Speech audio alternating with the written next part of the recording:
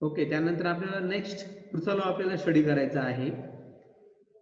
Law of thermodynamics मध्ये आपल्याला first law of thermodynamics तो स्टडी करायचा आहे.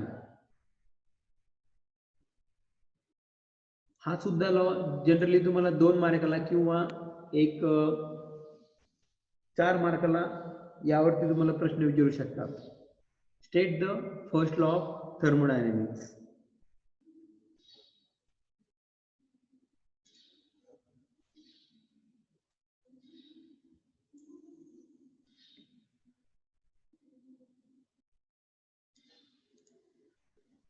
तर थर्मोडायनॅमिक्सचा फर्स्ट लॉ काय स्टेट करतो? It state that if a system execute in a cycle, जर सिस्टीम मध्ये काय झालं, एक एक्झिक्यूट केली आपण cycle,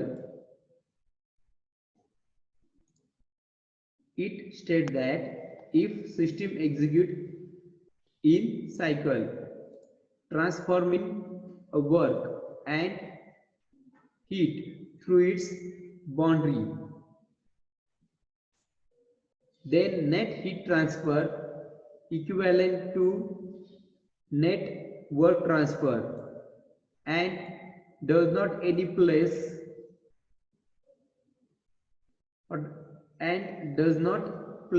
any restriction on direction of flow, but reversal of process violate the first law.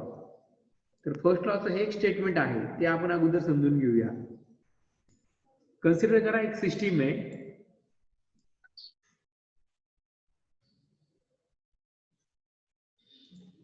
Suppose या ठिकाणी एक बॉक्स मी काढतोय, या बॉक्सच्या आतमध्ये काय असेल, सिस्टीम असेल, आणि तो जो बॉक्स आहे रेड कलरचा त्याला आपण काय म्हणू, बाउंड्री म्हणूया, आणि बाउंड्रीच्या बाहेर काय असेल, सराउंडिंग. समजताय? आता सपोज कन्सिडर करा या सिस्टीम मध्ये काहीतरी प्रोसेस घडतीये. आता ती प्रोसेस आपण कशी एक्झिक्यूट करणार आहोत, एक सायकल मध्ये. प्रोसेस आपण कशी एक्झिक्यूट करणार आहोत, तर सायकल मध्ये. सायकल मध्ये म्हणजे काय, ते सायकलची डेफिनेशन सुद्धा आपण घेतलेली आहे. सपोज या ठिकाणी कन्सिडर करा, या ठिकाणी मी तुम्हाला ड्रॉ करतो.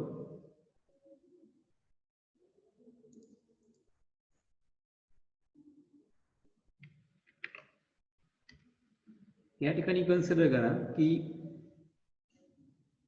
या सिस्टीम मध्ये एक प्रोसेस घडतीये. सपोज सुरुवातीला या सिस्टीमची स्टेट होती 1. सुरुवातीला स्टेट काय होती, 1. त्या ठिकाणी प्रोसेस स्टार्ट झाली, नंतर स्टेट काय झाली, चेंज झाली 1 to 2.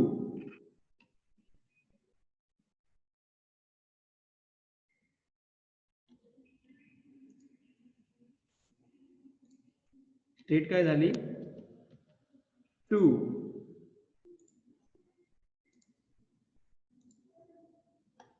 समजताय? या ठिकाणी एक प्रोसेस घडतीये सिस्टीम मध्ये, तर त्या ठिकाणी आपण एक प्रेशर वर्सेस व्हॉल्यूम हा जरी ग्राफ काढला, प्रेशर वर्सेस व्हॉल्यूम त्या सिस्टीमचा पीव्ही डायग्राम जर आपण काढली,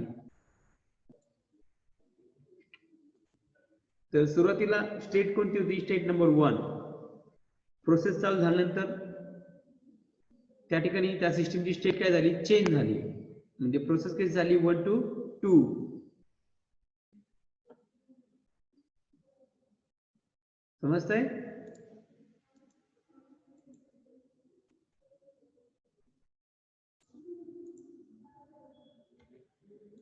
परत एकदा सांगतो, परत एकदा पहा. या ठिकाणी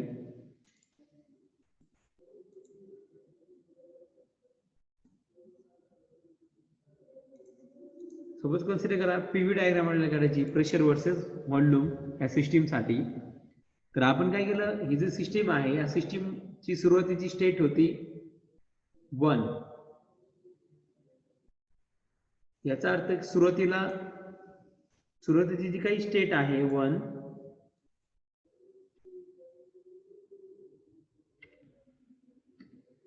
त्या ठिकाणी प्रेशर होता P1 व्हॉल्यूम होतं V1. समजतंय? सपोज त्या सिस्टीम मध्ये प्रोसेस घडली, म्हणजे 1 to 2 प्रोसेस घडली सपोज. तर आता सिस्टीमची स्टेट किती झाली 2 आणि त्या ठिकाणी प्रेशर आहे P2, व्हॉल्यूम आहे P2, कारण प्रेशर आणि व्हॉल्यूम आता चेंज झाला सेकंड स्टेटला.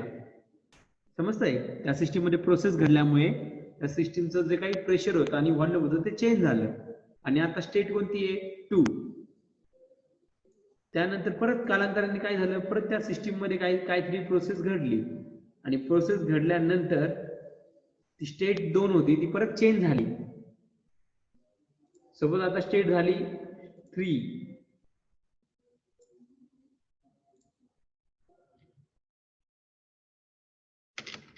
त्या ठिकाणी प्रेशर आहे P3, व्हॉल्यूम आहे V3. समजतंय? त्यानंतर परत आता ही सिस्टीम मध्ये काय एक्झिक्यूट होते, प्रोसेस कशी एक्झिक्यूट होणार आहे, लक्ष द्या. या सिस्टीम मधली जी काही प्रोसेस आहे ती प्रोसेस एक्झिक्यूट होणार आहे. एक्झिक्यूट होणार आहे, एक्झिक्यूट म्हणजे घडणार आहे इन सायकल. म्हणजे या ठिकाणी जी काही सिस्टीम मध्ये जी काही प्रोसेस घडतीये ती प्रोसेस कशी एक्झिक्यूट होणार आहे सायकल मध्ये. जर ही प्रोसेस जर सायकल मध्ये एक्झिक्यूट होत असेल तर त्या ठिकाणी परत काय होईल, परत त्या सिस्टीम मध्ये काहीतरी प्रोसेस घडेल आणि प्रोसेस घडल्यानंतर स्टेट 3 कडून ती परत कुठे जाईल, स्टेट 1 कडे. समजतंय? आणि प्रोसेस काय होईल, ती सिस्टीम मधली कंप्लीट होईल. समजलं तुम्हाला? मग मला सांगा या ठिकाणी फायनली प्रेशर आणि व्हॉल्यूम हा परत किती झाला, फायनल प्रेशर आणि व्हॉल्यूम किती असेल, P1 V1. समजतंय? हा आहे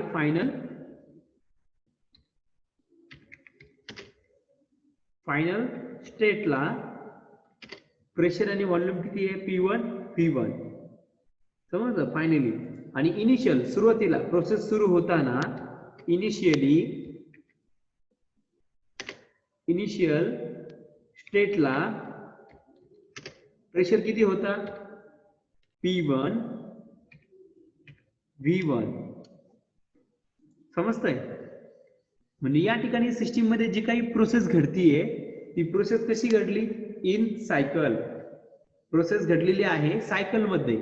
सायकल याचा अर्थ काय होतो की प्रोसेस ज्या ठिकाणी प्रोसेस सुरू झाली, ज्या पॉइंटला म्हणजे 1 नंबर स्टेटला ती प्रोसेस सुरू झाली होती आणि फायनली ती परत प्रोसेस संपताना एंडला ती कुठे गेली, परत 1 नंबरलाच पोहोचली. म्हणजे आपण काय म्हणतो, ती एक सायकल काय झाली, कंप्लीट झाली. समजलं? परत सिस्टीम मध्ये काय होईल, परत प्रोसेस सुरू होईल. प्रोसेस कुठून सुरू होईल, परत 1 नंबरच्या स्टेट पासून सुरू होईल. परत 1 नंबरच्या स्टेट पासून प्रोसेस सुरू होईल, परत ती 2 ला जाईल, परत ती 3 ला जाईल, परत कुठे जाईल, ती 1 ला जाईल. परत ती दुसरी सायकल कंप्लीट झाली. परत आता त्यानंतर सिस्टीम मध्ये परत एक सायकल कंप्लीट होईल. म्हणजे तिसरी सायकलच्या वेळेस काय होईल, परत सिस्टीम मध्ये प्रोसेस घडायला सुरुवात होईल 1 नंबर पासून, परत ती 2 नंबरला जाईल, परत 3 नंबरला जाईल, परत 1 नंबरला येईल. म्हणजे ही झाली तिसरी सायकल. परत चौथी सायकल, परत 5वी सायकल. म्हणजे ही जी सायकल आहे म्हणजे ती रिपीट होत जाणार आहे. समजलं? म्हणजे प्रोसेस काय घडते, एका सायकल मध्ये घडते. ज्या सायकल मध्ये काय होतं, तिच्या स्टेट ह्या रिपीट होत जातात एक्झिक्यूट होत असताना, म्हणजे त्याला आपण सायकल म्हणतो. समजलं? सायकलची डेफिनेशन आपण पाहिलेली आहे. सायकल म्हणजे काय, सायकल म्हणजे एक प्रोसेस असते जी प्रोसेस अशा प्रकारे घडते, किंवा एक प्रोसेस असेल किंवा नंबर ऑफ प्रोसेस मिळून ती काय होते, एक सिरीज ऑफ प्रोसेस मिळून ती सायकल तयार होते. जसं या ठिकाणी पहा, 1 ते 2 एक प्रोसेस आहे, 2 ते 3 एक प्रोसेस आहे, 3 ते 1 परत एक प्रोसेस आहे. म्हणजे अशा नंबर ऑफ प्रोसेस काय करतो आपण, एक सिरीज मध्ये कनेक्ट करतो आणि सिरीज मध्ये कनेक्ट करून त्या ठिकाणी घडतं काय, जी इनिशियल जी स्टेट असते तीच परत काय मिळते आपल्याला, फायनली ती स्टेट आपल्याला परत मिळते. समजतंय? आणि ती परत तशाच प्रकारे ती त्या ठिकाणी प्रोसेस ह्या घडत जातात त्या सिस्टीम मध्ये. तर त्याची जी प्रोसेस होण्याची जी एक्झिक्यूट होत आहे प्रोसेस या ठिकाणी, तर त्याला आपण काय म्हणतो, सायकल. सायकल म्हणजे काय, ती प्रोसेस घडत असताना ती स्टेट 1 पासून सुरू झाली आणि परत फायनली ती कुठे जाऊन संपली, स्टेट 1 वरती येऊनच परत ती थांबली. परत दुसरी प्रोसेस सुरू जाताना परत ती 1 पासून सुरू झाली, परत ती कुठे येऊन थांबली, 1 लाच येऊन थांबली. म्हणजे ही जी रिपिटेशन असतं त्यातला एक जो सायकल आहे, एक रिपिटेशन, त्याला आपण म्हणतो सायकल. त्यातला एक पहिल्यापासून सुरू झाली परत पहिल्यापर्यंत आली, म्हणजे ती एक सायकल कंप्लीट झाली. परत दुसऱ्या सायकलच्या वेळेस काय होईल, परत ती 1 पासून सुरू होईल, परत ती 1 लाच येऊन थांबल, ती झाली दुसरी सायकल. अशी एकानंतर एक परत परत परत परत ते रिपीट होत जातं. म्हणजे सायकल म्हणजे काय, एक प्रोसेस असेल किंवा सिरीज मध्ये घडणारी प्रोसेस असेल की ज्या ठिकाणी इनिशियल स्टेट हीच काय असते, फायनल स्टेट असते. समजतंय, त्याला आपण सायकल म्हणतो. ओके मित्रांनो, तर तुम्हाला समजलं या ठिकाणी. म्हणजे ह्या सिस्टीम मध्ये जी काही प्रोसेस घडणार आहे ती कशी घडणार आहे, that is execute in a cycle. म्हणजे फर्स्ट लॉ काय सांगतो, it state that if system execute a cycle. मग ह्या सिस्टीम मध्ये जी काही प्रोसेस घडतीये ती कशी एक्झिक्यूट होणार आहे, सायकल मध्ये एक्झिक्यूट होणार आहे.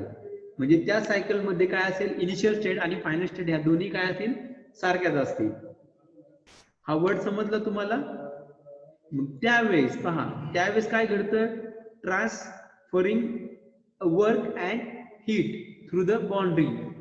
म्हणजे ती सिस्टीम मध्ये जी काही प्रोसेस घडत आहे सायकल मध्ये, ती घडत असताना या ठिकाणी ही जी बाउंड्री दिसते तुम्हाला रेड कलरची, या ठिकाणी मी तुम्हाला आता ती बाउंड्री येलो कलरनी ड्रॉ करून दाखवतो.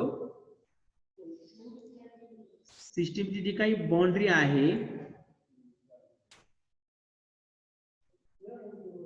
समजतंय, तर त्या बाउंड्रीच्या अक्रॉस, बाउंड्री आणि सराउंडिंग मध्ये काय होईल, त्या बाउंड्री थ्रू एक वर्क आणि हीट ट्रान्सफर होईल. ज्यावेळेस सिस्टीम मध्ये काहीतरी प्रोसेस घडत असते त्यावेळेस काय होतं की बाउंड्री आणि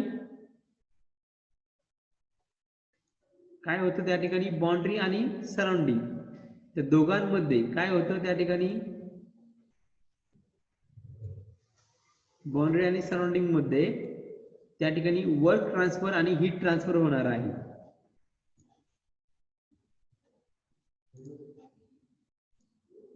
समजतंय. म्हणजे या ठिकाणी बाउंड्री आणि सिस्टीम मध्ये त्या ठिकाणी प्रोसेस ही सायकल मध्ये घडत असताना त्या ठिकाणी काय होईल, वर्क ट्रान्सफर होईल. तसंच त्या ठिकाणी बाउंड्री आणि सिस्टीम आणि सराउंडिंग मध्ये बाउंड्रीच्या थ्रू काय होणार आहे, हीट सुद्धा काय होणार आहे, ट्रान्सफर होणार आहे. समजतंय. मग तेच त्या ठिकाणी सांगितलंय. काय सांगितलंय या ठिकाणी, की ट्रान्सफॉर्मिंग त्या ठिकाणी सायकल एक्झिक्यूट होत असताना त्या ठिकाणी काय ट्रान्सफर होणार आहे, वर्क आणि हीट थ्रू इट्स बाउंड्री. ह्या बाउंड्री थ्रू काय होईल, सराउंडिंग आणि सिस्टीम मध्ये हीट आणि वर्क ट्रान्सफर होईल. तर त्यावेळेस नेट हीट ट्रान्सफर, त्यावेळेस काय होतंय की net heat transfer is equivalent to net work transfer. समजतंय. म्हणजे सिस्टीम मधून सराउंडिंग मध्ये किंवा सराउंडिंग मधून सिस्टीम मध्ये जी काही नेट हीट येणार आहे, नेट हीट, समजतंय, जी काही नेट हीट,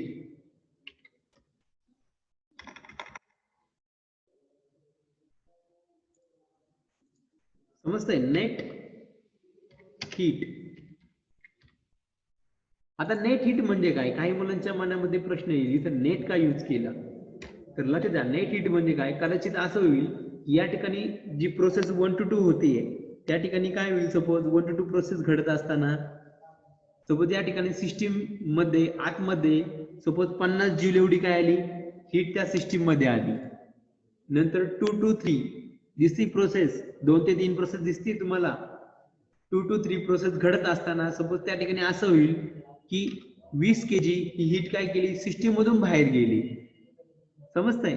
मग ही सायकल घडत असताना एकत्रित हीट, नेट हीट किती राहिली खाली, हे लक्ष द्या. 50 हीट काय होतीये, या सिस्टीमच्या आतमध्ये जाती.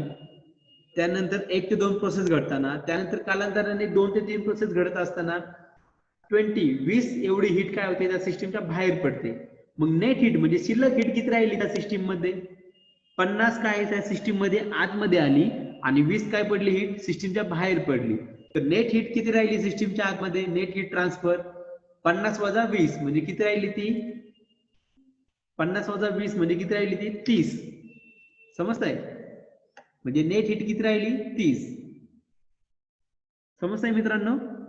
तर या ठिकाणी हे एक लक्ष द्या नेट हीट म्हणजे काय की सिस्टीम मधून बाहेर आणि आतमध्ये जी काही हीट एनर्जी जाणार आहे आत बाहेर होणार आहे हीट एनर्जी तर ती झाल्यानंतर खाली शिल्लक किती हीट राहिली त्या सिस्टीम मध्ये किंवा सराउंडिंग मध्ये त्याला आपण काय म्हणतो नेट हीट. समजतंय. तसंच त्या ठिकाणी नेटवर्क सुद्धा असेल. समजतंय. या ठिकाणी समजलं तुम्हाला नेट हीट किती होती त्या सिस्टीमच्या आतमध्ये आली नेट हीट 30. आता ह्या नेट हीटचं काय होणार आहे ते सिस्टीम मध्ये काहीतरी वर्क प्रोड्यूस होणार आहे. मग त्या ठिकाणी सिस्टीम आणि सराउंडिंग मध्ये सुद्धा काय होईल काहीतरी वर्क ट्रान्सफर होईल. समजतंय. सिस्टीम आणि सराउंडिंग मध्ये काहीतरी वर्क ट्रान्सफर होईल. सोबत परत एकदा आपण सेम एक्झाम्पल घेऊ. या ठिकाणी कन्सिडर करा 1 to 2 प्रोसेस घडत असताना सिस्टीमने किती वर्क तयार केलं 50 जूल. किती वर्क तयार केलं 50 जूल. वर्क सांगतोय आम्ही. आता कन्सिडर करा 1 to 2 प्रोसेस घडत असताना सिस्टीमने किती वर्क तयार केलं 50. आता सिस्टीम जर वर्क तयार करत असेल ते आपण ते पॉझिटिव्ह घेतो. तसंच 2 to 3 या ठिकाणी काय घडतंय 2 to 3 प्रोसेस घडत असताना सिस्टीमनी वर्क तयार नाही केलं तर त्या 2 ते 3 प्रोसेस घडत असताना सिस्टीम वरती वर्क घडलं. तर सिस्टीम वरती ते वर्क घडलं किंवा सिस्टीमने ते वर्क काय केलं कंझ्युम केलं आतमध्ये घेतलं ते वापरलं. सिस्टीमने 1 ते 2 प्रोसेस घडत असताना सिस्टीमने वर्क तयार केलं होतं 50 जूल एवढं. आता 2 ते 3 प्रोसेस घडत असताना सिस्टीमने वर्क तयार नाही केलं तर ते वर्क वापरलं किंवा त्या सिस्टीम वरती वर्क अप्लाय केलं ते किती आहे 20 जूल. तर खाली किती वर्क राहिलं मग. आता सिस्टीम जर वर्क ते यूज करत असेल वापरत असेल समजतंय तर त्याला आपण काय म्हणतो ते निगेटिव्ह वर्क घेतो आपण. आणि सिस्टीमने जे वर्क तयार करत असेल स्वतः सिस्टीम ती तर ते वर्क डन आपण पॉझिटिव्ह घेतो. म्हणजे सिस्टीमने किती वर्क तयार केलं 50 ते प्लस 50. सिस्टीमने किती वर्क वापरलं किती यूज केलं त्या वर्कचा आणि त्या सिस्टीम वरती काहीतरी प्रोसेस घडली तर सिस्टीमने किती वर्क यूज केलं 20. तर खाली शिल्लक किती राहिलं वर्क 50 मायनस 20 म्हणजे किती राहिलं नेटवर्क. तसंच आपण नेटवर्क काढू शकतो. नेटवर्क किती राहिलं ते 30. समजतंय. समजलं तुम्हाला नेटवर्क आणि नेट हीट कशी काढायची ते आता तुम्हाला इमेजिन झालं असेल. आता या ठिकाणी पहा या ठिकाणी काय म्हणलंय net heat transfer is equivalent to net work transfer. म्हणजे जे नेट हीट ट्रान्सफर होती सिस्टीम आणि सराउंडिंग मध्ये ती किती होती 30 जूल आणि नेटवर्क ट्रान्सफर किती होतं ते सुद्धा 30 जूल. म्हणजे या ठिकाणी म्हणायचा मुद्दा हा आहे की net heat transfer is equivalent. Equivalent म्हणजे इक्वल. समजतंय. इक्विव्हॅलंट म्हणजे ते इक्वल असतं जे काही नेट हीट ट्रान्सफर होणार आहे ते is equivalent means is equal to network transfer. आणि या ठिकाणी तुम्हाला दिसतंय काय दिसतंय नेट हीट ट्रान्सफर किती होती 30. नेटवर्क ट्रान्सफर किती आहे 30. याचा अर्थ काय झाला net heat transfer is equal to net work transfer. समजतंय. तेच या ठिकाणी स्टेटमेंट सांगतंय. आणि हे स्टेटमेंट काय सांगतं net heat transfer is equal to काय is equal to net work transfer. समजलं. समजतंय तुम्हाला. म्हणजे त्या सिस्टीम मध्ये जे काही नेट हीट आतमध्ये येणार आहे त्या हीटचं वापर कशासाठी होणार आहे काहीतरी नेट वर्क डन तयार करण्यासाठी होणार आहे. म्हणजे त्या ठिकाणी काय होईल जेवढी हीट ट्रान्सफर होईल झालेली आहे तेवढी इज इक्वल टू काय असेल नेट वर्क ट्रान्सफर असेल. समजतंय या ठिकाणी. आणि हे लक्षात ठेवा या ठिकाणचं जे पहिलं स्टेटमेंट आहे अँड आणि पुढे काय सांगितले पहा त्या ठिकाणी and does not place any restriction on direction of flow. आता या ठिकाणी जी डायरेक्शन ऑफ फ्लो आहे त्यावरती कसल्याही प्रकारचं रिस्ट्रिक्शन नाही. याचा अर्थ काय होतं की आपण हीटचं रूपांतर आपण वर्क मध्ये करू शकतो. म्हणजे नेट हीट किती होती 30 होती, त्याचं रूपांतर आपण काय केलं नेटवर्क मध्ये केलं, 30 जूल एवढ्या वर्क मध्ये गेलं. तसंच आपण त्याचं रिव्हर्स सुद्धा करू शकतो. रिव्हर्स म्हणजे उलट, म्हणजे नेटवर्क किती असेल सपोज 30 असेल, त्याचं रूपांतर आपण काय करू शकतो नेट हीट मध्ये करू शकतो. म्हणजे वर्क किती होतं 30 होतं, त्या वर्कचं कन्व्हर्जन आपण कशात केलं हीट एनर्जी मध्ये, 30 जूल एवढ्या हीट एनर्जी मध्ये. म्हणजे आपण काय करू शकतो म्हणजे त्या ठिकाणी does not place any restriction on direction of flow. म्हणजे डायरेक्शन ऑफ फ्लो आहे त्यावरती कसल्याही प्रकारचं बंधन नाही. समजतंय? डज नॉट प्लेस, प्लेस म्हणजे त्या ठिकाणी कसलीही जागा नाही. डज नॉट प्लेस म्हणजे कसलीही जागा नसणे. Any restriction on direction of flow म्हणजे हे जे डायरेक्शन ऑफ फ्लो आहे हीटचं आणि वर्कचं एकमेकांमध्ये होणारं डायरेक्शन ऑफ फ्लो, तर त्यामध्ये कसल्याही प्रकारची जागा नाही रेस्ट्रिक्शन साठी, बंधन साठी. म्हणजे त्या ठिकाणी कोणत्याही प्रकारचं बंधन हे नसेल. समजतंय? ओके, हे समजलं. आता हेच तुम्हाला मी एका एक्झाम्पलने मी तुम्हाला सांगतो या ठिकाणी.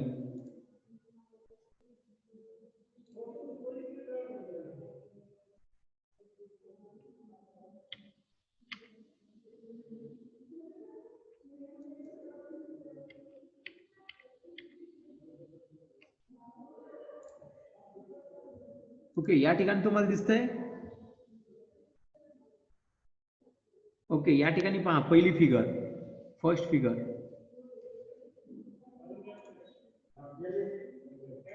तर ह्या फर्स्ट फिगर मध्ये तुम्हाला काय दिसतंय की या ठिकाणी एक पिस्टन आहे आणि एक सिलेंडर अरेंजमेंट आहे. या ठिकाणी तुम्हाला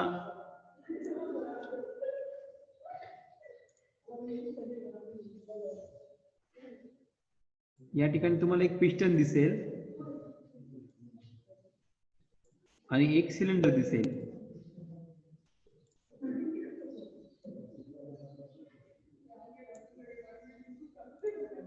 समजतं? या ठिकाणी पहा एक एरो दिसतोय तुम्हाला, पिस्टन तो शो करतोय. दिसतंय हा एरो, म्हणजे हे जे गोल आहे तुम्हाला ब्लॅक कलरचं नाही का ते एक झाकणा टाईप, म्हणजे तो पिस्टन आहे. आणि तो पिस्टन ज्या भांड्याच्या आतमध्ये आहे त्याला आपण म्हणतो सिलेंडर. समजतंय?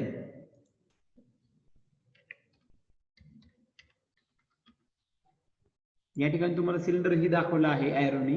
म्हणजे हे भांड काय आहे सिलेंडर आणि त्याच्या आतमध्ये पिस्टन आहे.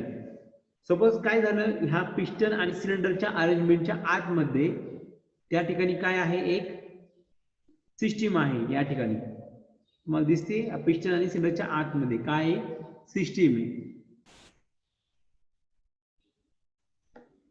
समजतंय? या ठिकाणी चौकोनी बॉक्स मी तुम्हाला काढलाय. या ठिकाणी म्हणजे त्या ठिकाणी काय आहे त्या ठिकाणी सिस्टीम आहे आणि त्या सिस्टीमच्या बाहेर काय असेल सराउंडिंग. आणि तो जो रेक्टँग्युलर बॉक्स दिसतोय तो काय झाला बाउंड्री. समजतंय? याच्या बाहेर काय असेल सराउंडिंग.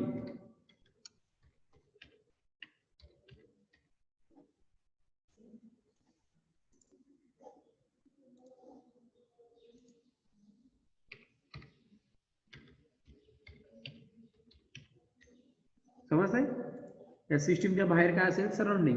तर या ठिकाणी होतं काय की सराउंडिंग मधून हीट, या ठिकाणी होतं काय तर सराउंडिंग मधून हीट कुठे जाते या ठिकाणी तुम्हाला दिसतोय एरो क्यूडी अमाऊंट काय झाली हीट कुठे गेली सराउंडिंग मधून सिस्टीम मध्ये गेली. समजतंय? तर सिस्टीम मध्ये गेल्यामुळे या सिस्टीम मधला जो काही गॅस होता तो या ठिकाणी सराउंडिंग मधून सिस्टीम मध्ये हीट गेली सपोज 50 जूल किंवा 30 जूल घ्या. किती गेली ती सपोज ती 30 जूल. समजतंय? या क्यू किती गेली हीट 30 जूल. एवढी हीट कुठे गेली सिस्टीमच्या आतमध्ये गेली. तर सिस्टीमच्या आतमधला जो काही गॅस आहे त्याला ती हीट मिळाली. ती हीट मिळाल्यानंतर काय होतंय तो गॅस काय झाला, एक्सपांड झाला, आणि एक्सपांड झाल्यामुळे तो हा जो पिस्टन आहे त्या पिस्टनला कुठे ढकलेल, तो गॅस कुठे ढकलेल, वरच्या डायरेक्शनने ढकलेल तो. समजतंय? त्या सिस्टीम मधला जो काही गॅस आहे तो गॅस काय करेल, त्या पिस्टनला कुठे ढकलेल, वरच्या दिशेने. पहा या ठिकाणी, म्हणजे हा जो पिस्टन या ठिकाणी होता तिथून तो कुठे जाईल, वरती जाईल. आणि ते वरती म्हणजे त्या ठिकाणी फोर्स पण आहे आणि त्या ठिकाणी मोमेंट सुद्धा आहे. म्हणजे त्या ठिकाणी काय होईल, काहीतरी वर्क डन होईल त्या पिस्टन वरती. आणि वर्क डन झाल्यानंतर तो पिस्टन पहा या ठिकाणी सेकंड फिगर मध्ये तो वरती गेलेला दिसतोय. समजतंय? फिगर नंबर 2 पहा, त्या ठिकाणी पिस्टन हा वरती गेलेला आहे, पिस्टनची मोमेंट झालेली आहे. समजतंय? म्हणजेच त्या ठिकाणी काय झालं, वर्क डन झालं. मग ते वर्क डन किती असणार आहे, नेट वर्क डन, ते वर्क डन सपोज असेल is equal to W is equal to किती असेल ते, सपोज 50. मग मला सांगा, sorry W is equal to 15 असेल तर किती असेल, सपोज त्या ठिकाणी जेवढं त्या ठिकाणी हीट ट्रान्सफर झाली सिस्टीमच्या आतमध्ये तेवढंच काय होईल, त्या ठिकाणी वर्क प्रोड्यूस होईल. म्हणजे ते किती असेल, 30 जूल. समजतंय? म्हणजे या ठिकाणी वर्क किती प्रोड्यूस होईल, W is equal to 30 joule. समजतंय? म्हणजे हीट त्या सिस्टीमच्या आतमध्ये किती आली, 30 जूल. म्हणजे नेट हीट ट्रान्सफर किती होतं या ठिकाणी, नेट हीट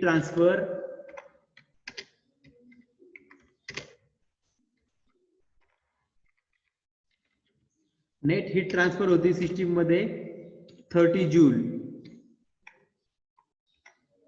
जेवढी काही नेट हीट ट्रान्सफर होती तेवढंच काय झालं, इज इक्वल टू काय तयार झालं, तेवढंच नेट वर्क डन झालं. त्या ठिकाणी नेट वर्क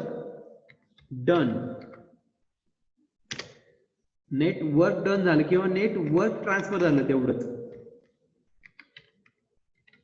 ट्रान्सफर म्हणजे तेवढंच नेटवर्क काय झालं, तयार झालं.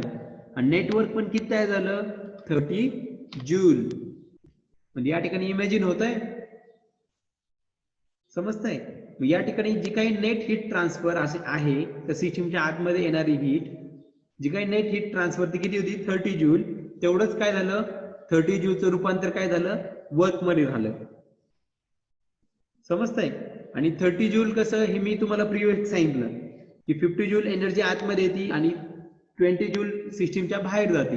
म्हणजे नेट हीट किती ट्रान्सफर झाली सिस्टीम मध्ये, 30 जूल. ते मी सांगितलं तुम्हाला प्रिव्हियसली. मग 30 जूल ती काही नेट हीट सिस्टीमच्या आतमध्ये राहिलेली आहे, त्याचं रूपांतर कशात होईल, त्या वर्क मध्ये होईल. समजलं? नेट हीट ट्रान्सफर किती होती, 30 जूल. आणि ती कशी ते मी तुम्हाला सांगितलं प्रिव्हियसली. समजलं कसं होतं ते, 50 जूल हीट ही सिस्टीमच्या आतमध्ये आली, त्यानंतर 30 जूल एवढी हीट सिस्टीमच्या बाहेर पडली. मग त्या सिस्टीमच्या आतमध्ये किती एनर्जी राहिली, 50 वजा 20 म्हणजे किती राहिलं, 30 जूल ही सिस्टीमला आतमध्ये ती तेवढी हीट नेट हीट मिळाली. म्हणजे नेट हीट ट्रान्सफर किती झाली सिस्टीमच्या आतमध्ये, 30 जूल. आणि त्या नेट हीट ट्रान्सफरचं रूपांतर कशात झालं, 30 जूल वर्क मध्ये. समजतंय? इमेजिन होतंय? म्हणजे या ठिकाणी प्रोसेस कशी झाली, प्रोसेसचा फ्लो कसा होता. समजतंय? या ठिकाणी पहा एक वर्ड आलाय, डायरेक्शन ऑफ फ्लो. प्रोसेसचं जी डायरेक्शन ऑफ फ्लो आहे ती कशी होती, क्यू एवढी हीट आतमध्ये आली, त्या हीटचं रूपांतर वर्क मध्ये झालं, मग ती फ्लो झाली, डायरेक्शन ऑफ फ्लो. हीट आतमध्ये आली आणि हीटचं रूपांतर वर्क मध्ये झालं. समजलं? ती होती डायरेक्शन ऑफ फ्लो. मग त्या डायरेक्शन ऑफ फ्लो वरती कसलाही प्रकारचं बंधन नाही. There is no any place for any restriction. मग त्या ठिकाणी कसल्याही प्रकारचं जे काही बंधन आहे त्यासाठी जागा नाही. प्लेस म्हणजे कसल्याही प्रकारची जागा नाही. कशासाठी, रेस्ट्रिक्शन म्हणजे बंधनासाठी. म्हणजे कसल्याही प्रकारच्या बंधनासाठी जे डायरेक्शन ऑफ फ्लो आहे त्यावरती कसल्याही प्रकारचं बंधन नाही किंवा त्या बंधनासाठी कसल्याही प्रकारची जागा नाही. समजलं याचा अर्थ? याचा अर्थ असा होतो की ही प्रोसेस आपण उलट्या पद्धतीने सुद्धा घडवू शकतो. तर उलट्या पद्धतीने म्हणजे काय, आता ही प्रोसेस मला रिव्हर्स करायची आहे.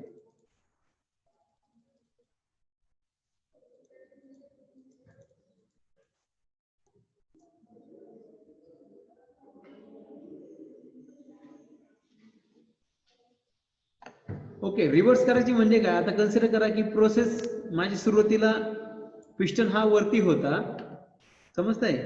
या ठिकाणी पहिली फिगर ही कन्सिडर करा. तर या ठिकाणी पिस्टन हा वरती होता आणि त्या पिस्टनवरती मी काय एक वर्क एक्झिक्यूट केलं. जे वर्क एक्झिक्यूट करण्यासाठी मी काय केलं, या पिस्टनावरती काय ठेवलं, एक वजन ठेवले. समजतंय? वेगवेगळे वजन ठेवले या पिस्टनावरती. पिस्टनच्या जो वरचा जो सरफेस आहे त्यावरती मी काय ठेवलं, काहीतरी लोड ठेवला त्या ठिकाणी. समजलं? मग त्या ठिकाणी काहीतरी लोड ठेवला म्हणजे वजन ठेवले. मग ते लोड ठेवल्यामुळे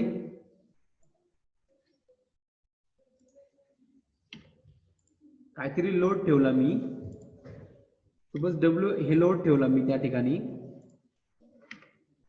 आणि त्या वजनामुळे काय होईल, तो पिस्टन वरती ते वजन गेल्यामुळे काय होईल, तो पिस्टन खालच्या दिशेने डाऊनवर्ड डायरेक्शनने मूव्ह होईल. समजतंय? खालच्या डायरेक्शन. म्हणजे या ठिकाणी मी काय केलं, वजन ठेवले, याचा अर्थ काय झालं, त्या वजनामुळे त्या ठिकाणी काहीतरी काय होईल, फोर्स एक्झर्ट होईल त्या प्लेटच्या भागावरती, वरच्या सरफेसवरती, आणि त्या फोर्समुळे त्या प्लेटचं काय होईल, त्याची मोमेंट होईल. आणि त्याची मोमेंट कशी होईल पहा, या ठिकाणी ती डाऊनवर्ड डायरेक्शनने होईल. समजतंय? ती कोणत्या डायरेक्शनने होईल, डाऊनवर्ड डायरेक्शनने.